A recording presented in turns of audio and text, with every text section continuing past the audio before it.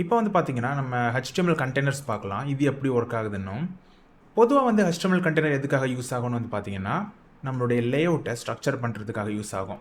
But இதிலேயே வந்து பார்த்தீங்கன்னா, நெறைய டைப்பான கண்டெய்னர்ஸ் இருக்கு. இந்த கண்டெய்னர்ஸ் எல்லாம் வந்து பார்த்தீங்கன்னா, இதுக்குன்னு ஒரு ஸ்டைலோ, இல்ல ஒரு பிஹேவியரோ இதுக்காகவே கிடையாது.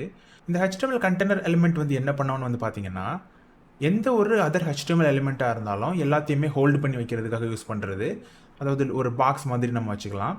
இதுகள வச்சு நம்ம லேஅவுட் பண்றதுக்கு நம்ம மோஸ்ட்லி யூஸ் பண்ணுவாங்க. அண்ட் ஆஃப் கோர்ஸ் நீங்க மத்த HTML கண்டெய்னர்ஸையும் சேர்த்து இதுக்குள்ள நீங்க ஸ்டோர் பண்ணி வச்சுக்கலாம். பட் இருந்தாலும் அதுக்குன்னு ஒரு யூஸ் இருக்கு. அது என்னன்னு நான் உங்களுக்கு காட்டுறேன். நார்மலா இப்போ ஒரு வெப்சைட்ன்னு எடுத்தோன்னு வந்து பார்த்தீங்கன்னா, அதுக்கு ஒரு ஹெட்டிங் இருக்கும். அப்புறம் ஒரு நேவிகேஷன் பார் இருக்கும். அப்புறமா ஒரு கன்டென்ட்ஸ் எல்லாம் பார்க்கறதுக்குன்னு ஒண்ணு இருக்கும். அப்புறமா சைட் பார் இருக்கும். அப்புறம் ஃபூட்டர் இருக்கும். இது எல்லாத்துக்குமே வந்து பார்த்தீங்கன்னா, அ ரஃப்பா வந்து பார்க்கும்போது நமக்கு ஒரு ஐடியா இருக்காது.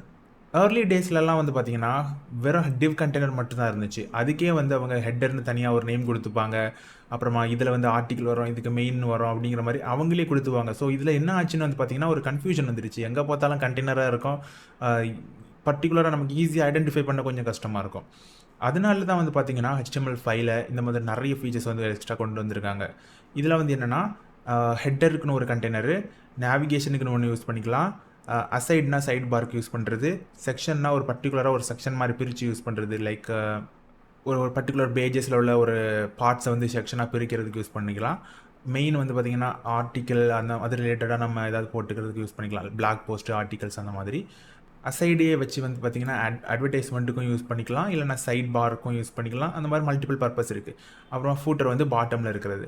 ஸோ இப்போ நீங்கள் யூசுவலாக நீங்கள் இதை யூஸ் பண்ணும்போது அதோட ஃபுல் விட்த்தையும் நார்மலாகவே எடுத்துக்கும். ஹெட்டராக இருந்தாலும் சரி, நேவிகேஷன் பாராக இருந்தாலும் சரி, எந்த ஒரு லேஅவுட்டுக்காக நீங்கள் யூஸ் பண்ணுறக்கூடிய இந்த கண்டெய்னர் எல்லாமே வந்து பார்த்தீங்கன்னா, ஃபுல் விட்த்தை எடுத்துக்கும். டிஃபால்ட்டாகவே ஃபுல் விட்த்தை எடுத்துக்கும்.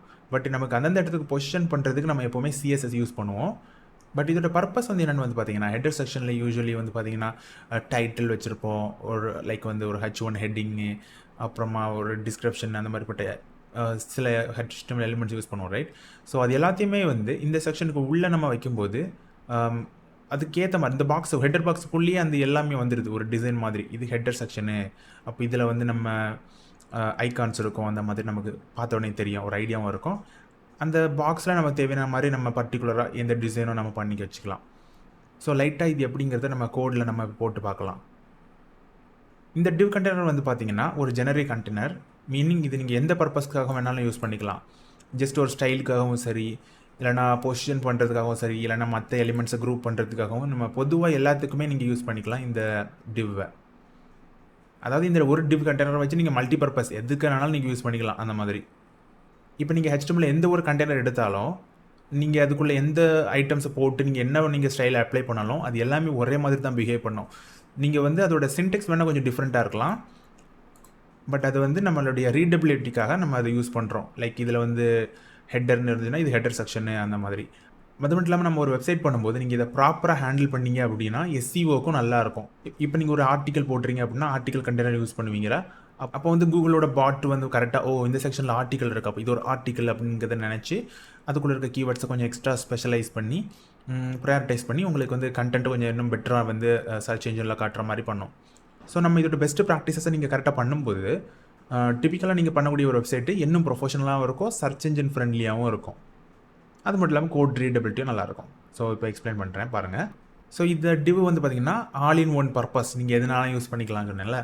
அதனால் இப்போ நீங்கள் இதில் வந்து ஒரு டைட்டில் ஹாய்ன்னு நீங்கள் போட்டு வச்சாலும் இதுக்குள்ளே தான் இருக்கும், ஹாய் அப்படின்னு இருக்கும். பட் இப்போ நான் இதில் இன்ஸ்பெக்ட் பண்ணி பார்க்கும்போது ஆக்சுவலி டிஃபால்ட் பிஹேவியர் எந்த ஒரு கண்டெய்னராக இருந்தாலும் அதோடைய பேஜோட ஃபுல் விட்த்தை அப்படியே எடுத்துக்கும். அதனால் இந்த லைன் பார்த்தீங்களா, ப்ளூ கலர் லைனு, அது ஃபுல்லாக கவர் பண்ணிருச்சு அந்த மாதிரி. ஆனால் இது வந்து ஒரு பர்டிகுலர் பொசிஷன் லைக் இந்த ஹரிசாண்டலோ இல்லை வெர்டிக்கலோ வரணும் அப்படின்னு நினச்சிங்கன்னா அதுக்கு நீங்கள் CSS அப்ளை பண்ணணும். இப்போ நெக்ஸ்ட் வந்து அடுத்து என்ன கண்டெய்னர்னு பார்க்கலாம். அடுத்து வந்து செக்ஷன். ஒரு பேஜோட பர்டிகுலர் செக்ஷன் ஒரு ஏதாவது ஒரு ஸ்டைலோட பர்டிகுலர் செக்ஷன் ஏதாவது ஒரு கேலரி நீங்கள் ஷோ பண்ணுறீங்க அப்படின்னா அந்த மாதிரி ஒரு பார்ட்டாட்டு ஒரு சில கோடை பிரித்து நீங்கள் ஜென்ரலாக எடுக்கிறதுக்காக நம்ம இதை யூஸ் பண்ணிக்கலாம். அது மட்டும் இல்லாமல் இது வந்து பார்த்திங்கன்னா ஒரு பேஜை செக்ஷனாக பிரிக்கிறதுக்கும் நம்ம யூஸ் பண்ணிக்கலாம். இப்போ இந்த டிவ் கண்டெய்னர் ஒரு பேரண்ட் கண்டெய்னர், இது ஒரு பேஜாகவே எடுத்துப்போம். இதுக்குள்ளே 2 செக்ஷன் நம்ம பிரிக்கலாம். ஒரு 2 செக்ஷன் நான் வச்சுருக்கேன் அந்த மாதிரி. இப்போ இந்த பேஜ் வந்து பார்த்திங்கன்னா பாதிக்கு பாதியாக நான் பிரித்த மாதிரி வந்துடும். இப்போ இதில் நான் ஃபஸ்ட்டு பாதியில் ஐ எம் ஃபஸ்ட்டு பார்ட்டு,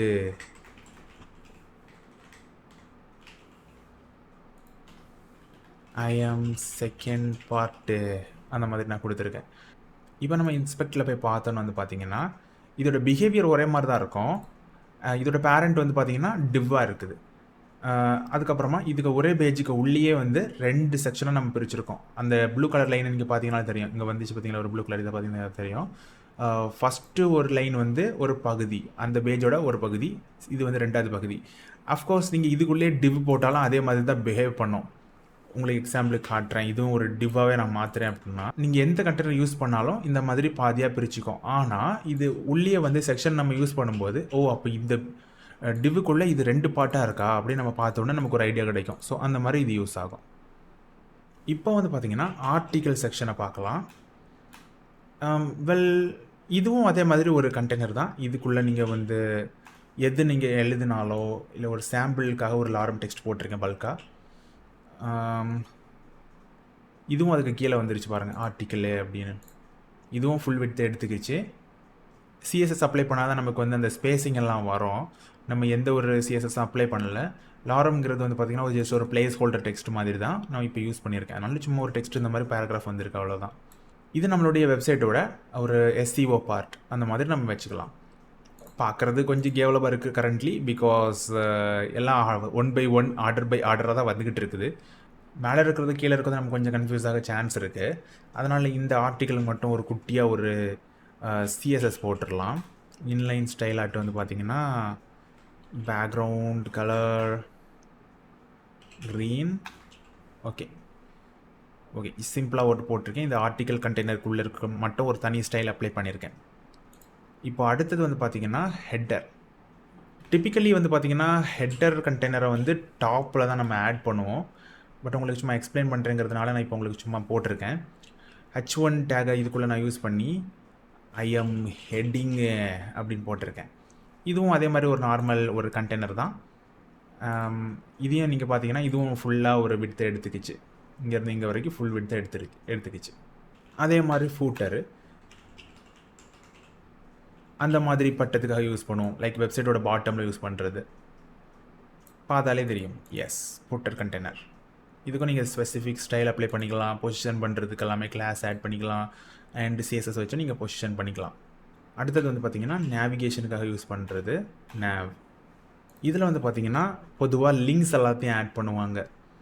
ஒரு ஆங்கர் டேக் ஒரு எக்ஸாம்பிளுக்காக ஆட் பண்ணிக்கிறோம் அப்படின்னா இந்த மாதிரி ஒரு ஆங்கர் டேக் ஆட் பண்ணிவிட்டு அதில் வந்து 1 2 3 அப்படிங்கிற மாதிரி வரிசையாக நம்பராக இருக்கும். இல்லைனா அதில் ஏதாவது அதாவது ஹோம் பேஜ் அப்படி இல்லைனா ஏதாவது ஒரு பேஜுக்கு போகிற மாதிரி ஒரு link, about page, support page அந்த மாதிரி இதனால் வரிசையாக கொடுத்து வச்சுருப்பாங்க. அதுக்காக இதை யூஸ் பண்ணுறது ஜஸ்ட் ஃபார் நேவிகேஷன் பர்பஸ்க்காக யூஸ் பண்ணுறது. அதுக்கப்புறம் வந்து பார்த்திங்கன்னா அசைடு. இது வந்து சைடு பாருக்கும் விளம்பரத்துக்கும் நம்ம யூஸ் பண்ணிக்கலாம்.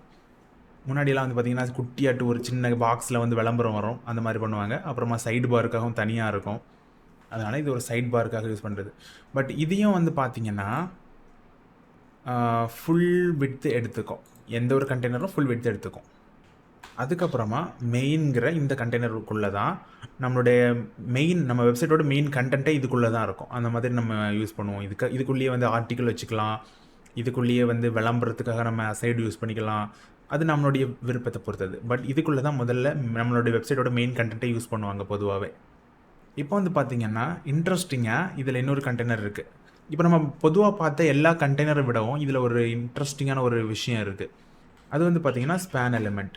ஆனால் இந்த ஸ்பேன் மட்டும் வந்து பார்த்திங்கன்னா இன்லைன் கண்டெய்னர். அதாவது எவ்வளவு இடம் தேவையோ தேவைக்கு மட்டும் எடுத்துக்கும். அதுதான் இதோட ஸ்பெஷாலிட்டி. இப்போது ஒரு டெக்ஸ்ட்டு உள்ளே இருக்குதுன்னு வச்சுப்போம். ஹலோ அப்படின்னு ஒன்று எழுதியிருக்கேன், ஒரு டெக்ஸ்ட் இருக்குது. பட் இந்த ஸ்பான் வந்து பார்த்திங்கன்னா எவ்வளோ இடம் தேவையோ அவ்வளோ இடத்த மட்டும் தான் எடுத்துக்குது. இப்போ இந்த மெயின், அசைடு, நேவ் இது எல்லாமே வந்து பார்த்திங்கன்னா ஃபுல் விட்த்தை ஆக்கியூபை பண்ணியிருக்கு. பட் இந்த ஸ்பான் வந்து இதுக்கு தேவையான இடத்த மட்டும் தான் எடுத்துருக்கு. இப்போ ஹலோன்னு ஒரு டெக்ஸ்ட் இருக்குன்னா அந்த ஹலோ மட்டும் தான் கவர் ஆகியிருக்குது. அதாவது பார்த்திங்கன்னா இன்லைன் கண்டெய்னர், இன்லைன் எலிமெண்ட் அப்படிங்கிறது சொல்லுவோம். இப்போ இதுக்கு வந்து ஸ்டைல்னு நான் அப்ளை பண்ணி காட்டுறேன். Background colour blue. மீன் எழுத்துக்கு கலருக்கும் அதுக்கு சம்மந்தமே இல்லை, அதனால் ஆரஞ்ச். ஓகே, இது இப்போ கொஞ்சம் பெட்டராக இருக்குது. மோஸ்ட்லி இதை வச்சு வந்து பார்த்திங்கன்னா நிறைய விஷயத்துக்கு யூஸ் பண்ணுவாங்க.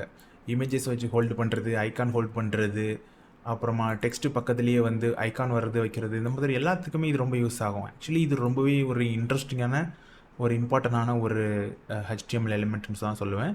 நான் நிறைய தடவை இதை யூஸ் பண்ணியிருக்கேன். So I know this.